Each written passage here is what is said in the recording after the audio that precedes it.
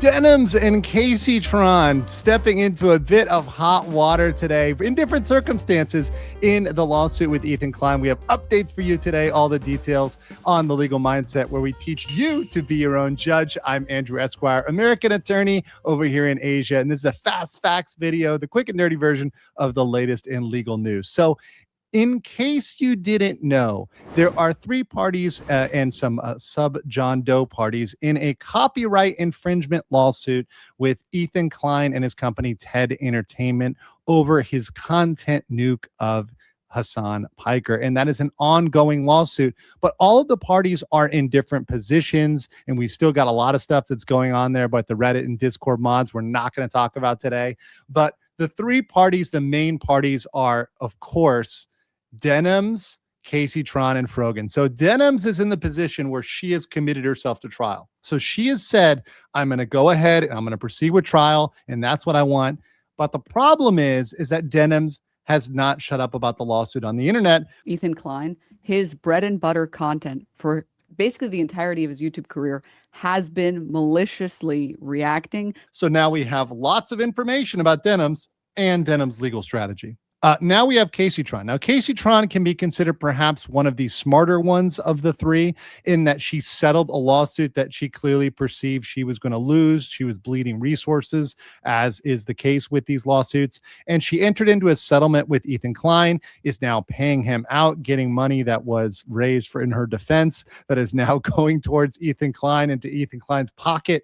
And on top of that, she issued a statement, an apology. And that's going to be the very key thing we're going to talk about here, with some warnings for Kaceytron and what she needs to watch out for, just looking out in the best interest of Kaceytron so she's careful in the future, because Ethan Klein gave her a little hint in a recent clip.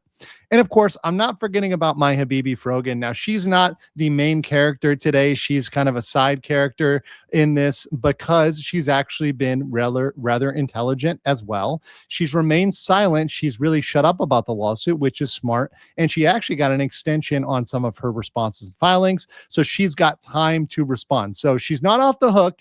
And I still would advise Frogan to go and settle with Ethan Klein, similar to Kaceytron, but I know that she's probably holding out because the apology that she may be required to make by Ethan Klein is something she perhaps doesn't want to make publicly. And for the same reasons that Kaceytron is going to struggle with an apology now, Frogan might struggle even more with her apology. So let's get into the first video when we talk about Denims. But first, opening statements. So we're going to talk about Denims announcing no settlement and desire for trial and continuing to make statements. And then we're going to get into Kaceytron settling, giving out an apology, and now hinting at needing a warning from Ethan Klein. So let's watch this clip from Denims, which really gets us started off on her feelings about reaction content and what's good and what's bad. And the important thing to pay attention to with Denims, because it goes to her legal strategy, is it is a subjective, emotional argument. This is an argument from a year ago, and then we're going to pair this up with a recent argument. Here, we'll make this a grander scale. Now, remind you, the question here is, what is your stance on reaction channels reacting to your content and essentially re-uploading this? So this is about this. This is kind of quintessential to the Ethan Klein lawsuit. If you check your bank account and like Chase accidentally refunded you an extra $50, you might look at that and be like they were supposed to refund you for some charge or something, and then they accidentally gave you another $50. And you see that and you're like, I didn't see anything. Well, listen, they can correct it. They can find it themselves. They can correct it. I don't really care that much. All right. I don't really care that much. If some old lady on the street is like, hey, do you have change for a $10 bill? Nobody carries cash around, but like, I you do. have change for a $10 bill. I just need to pay the meter. And she hands you a $50 bill instead of a $10 bill and says, oh, times are so tough right now, but got to pay the meter, and you keep the 50. See how one of those feels morally worse? And note her focus here is on the feelings right now. She's going to say this in a second, but that is absolutely not the law. And she's totally confusing the law and what's actually theft here or not theft. And by the way, this is not copyright infringement, is distinguishable. It's different than actual theft, but the pairing is there. One of those feels like you're stealing from someone who does need it, or you're stealing from, I don't know, not a corporation. One of those feels worse. We're not talking about legality. It's theft regardless. We're talking about what is morally worse. It's theft regardless. So let's focus on that. It's not theft. So let's just be very clear in that example, because that was a very bad example when you're coming to theft. Theft requires an action plus intent, right? So if, for example, a bank had a sort of clerical error or some sort of IT error where they send you too much money, on your side, you don't have any intent to steal there. You might not even notice, etc. And, once again, they're not pairing up an action on your end to defraud them or to take that money from them in an unjust way to enrich yourself. That's not something you're doing in that example. So that example, let's throw that one out completely. Stealing from little old lady is definitely morally bad, right? You could make an argument in that scenario, whether there's intent or not, whatever.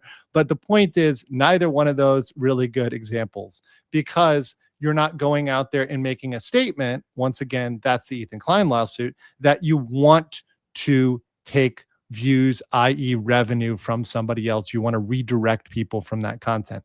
That's the key here in this distinguishment. And she's going to continue to make that blurry line when it comes to the most recent clip we have from her. Amaru is going to talk about reacting and reaction content and what's not okay, but she's actually not directly talking about the Ethan Klein lawsuit. But because of the Ethan Klein lawsuit, Denims drags her into this and ends up coming at her pretty ridiculously. Let's listen in. Mr. Daly wouldn't sue me. We're homie. He likes my tweets sometimes. It's people that maliciously react. They react to people they hate, and they're like, watch me so that they don't get any views. Now that's the key there. Amaru nails it without being a lawyer, without making internet content, without anything else. That it's the statement that you're going out there publicly and saying, watch me, instead of that content as a replacement for that content. Rather than being transformative, rather than being original, rather than being something that can be watched as well as the original content, you're saying, I am going to use my reaction content to purely steal from you, and making that open and public and notorious, and let everybody know that that's exactly what you're doing, because that's the dividing line. And without even really trying there, Amaru nails it. Let's see what Denims has to say. The craziest thing about all of this is the person bringing this lawsuit, Ethan Klein, his bread and butter content for basically the entirety of his YouTube career has been maliciously reacting. That is to say, reacting with distaste for the person who had created the original content, which is. So let's be very clear. She's trying to confuse the word malicious here, because in her case, where malicious comes in is her public action and public statement about redirecting views. It's not about whether you dislike somebody or not. You can hate somebody and react to their content, right? But she's trying to use the word malicious in a weird way to kind of confuse everybody here. So don't get side railed on that. What she's suggesting, that you can't just react to people that you hate. You can't do that, which is not how the law works, by the way. You can react to whoever. You don't have to like the person you're reacting to.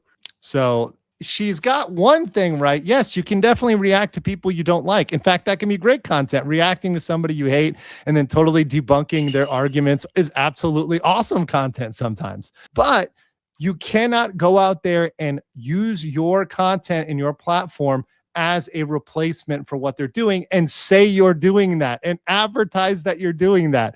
Well, guys, if you enjoyed not giving any views to that terrible video, follow, subscribe, throw a prime if you like the content, if you enjoyed your time here. Which is Denim's key problem here, which is the really core of the issue with Denim. So looking at the arguments from Denim, she's still crafting emotion-based arguments on the relative evil of Ethan Klein and the bad he's going to do from this judgment. But she's revealing her legal strategy. She's telling literally Ethan Klein's lawyers so they can prepare a counter argument in trial, which is going to be easily debunked when she's trying to claim that Ethan Klein's lawsuit is about disliking the content creator you're reacting to and would prohibit reacting to people you dislike. That's not the framing of Ethan Klein's lawsuit. If you've paid attention on this channel in our review in depth on that lawsuit, on the filings, that's not how it's framed at all, or how a ruling would result. I can tell you right now, 100% mindset guarantee that in no way, if Ethan Klein won, would a U.S. court say, you can no longer react to content you don't like. That's not going to happen. I don't care what judge is on there. I don't care their political position or their views. That's not something that's going to happen in U.S. jurisprudence. However, when they may make a very clear ruling about making open and clear statements to divert revenue and divert views. And when you're making an open, clear statement, you're making it public, that once again changes the balancing act on what's fair use and what's transformative and what's not. And that can be a very heavy weight when you're weighing these things out. And I think that's the thing that Denims is just completely missing. Now, let's turn to Kaceytron. So Kaceytron issued an apology as part of the settlement with Ethan Klein. And the issue is that Kaceytron can run into trouble if she changed her position on the Ethan Klein lawsuit or potentially reversed any of the apologies. So if she actually ended up, backing out of her apology, for example, saying, hey, I now think the Ethan Klein lawsuit is BS, that would violate her agreement with Ethan Klein, and Ethan Klein can bring down the hammer on her for that. Also, if there's any other specific apologies which she backs down on, for example, certain things that she said and apologized to Asmongold for, that would be a possible cause for Ethan Klein to come back in and also drop down the hammer. Now, that doesn't mean she can't disagree with anything that Asmongold says or other content creators says. It doesn't mean she can't dislike people. It doesn't mean she can't go out there and react to content and have her opinions, but she does need to think carefully. And this is something that Ethan Klein just recently reminded her of. Kaceytron, friend of the show and my favorite benefactor. She's my favorite patron. Isn't it nice getting a check every month? All that GoFundMe, remember, all that GoFundMe money that's left over is all going to Ethan Klein. Isn't that great for all those that donated to Kaceytron? Beautiful. From my favorite patron. So, friend of the show, Kaceytron, everybody. And she has a take about Emerald. I'm surprised she's still running her mouth. I recall her apologizing to Asmongold, who she despises. Yeah. That was pretty humiliating. I'm surprised she's still running her mouth. By the way, why are you so mad at her? Like, they're talking about her so nasty. She didn't do anything. And it's going to be brought up exactly why they are talking about her nasty, because it's rooted in this whole narrative that's going on in the Hassan orbit right now regarding the Ethan Klein lawsuit. So the root of the anonymity there is because it really relates back to, at least in part, maybe not in whole, but at least in part, to that Ethan Klein lawsuit animosity, which is where she has to she has to be careful. Except be like, why do I need to say fuck ICE? Like, I'm just here playing video games, right? First fucking men. And well, I'm guessing it's the same reason that Denims is going in on her, because of what she said about the lawsuit. Yeah. Well, I don't know why she's mad. That was Casey. I think maybe Kaceytron forget her public statement, but she also thought my lawsuit was like really valid, and she wished me luck against the other people too. She did that. So I think Kaceytron must have forgot her position on this, right? Hopefully, I don't have to remind her, right? There we go. And once again, that little bar, hope I don't have to remind her, because if he's got a reminder, that's going to be some legal process. Now, I want to be very clear. Nothing that Kaceytron said there is a very short clip. She didn't say anything that's going to necessarily violate that.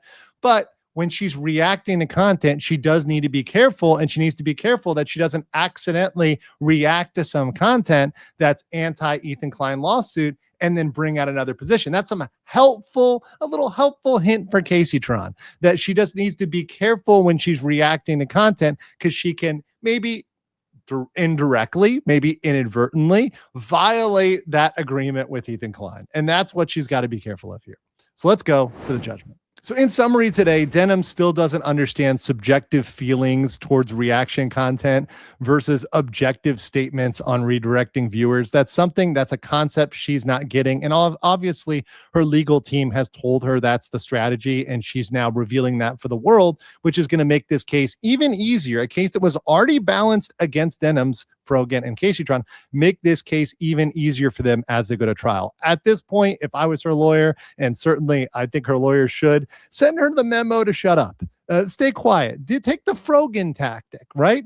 That would be better at this point than giving away your ridiculous position and once again explaining to everybody that this is about facts over feelings. Kaceytron, meanwhile, hasn't said anything to violate the settlement yet, but needs to be careful to avoid carelessly copying the Hassan Orbit talking points of the week, whatever they are focus firing on. That might be something that might get her into trouble because she goes overboard and says more than she can. And, maybe if you're out there not paying attention, maybe you're, token on something, that might actually make you slip up. But I want to know what you guys think about the lawsuit. What do you think about what's going on? And I will catch you on the next one.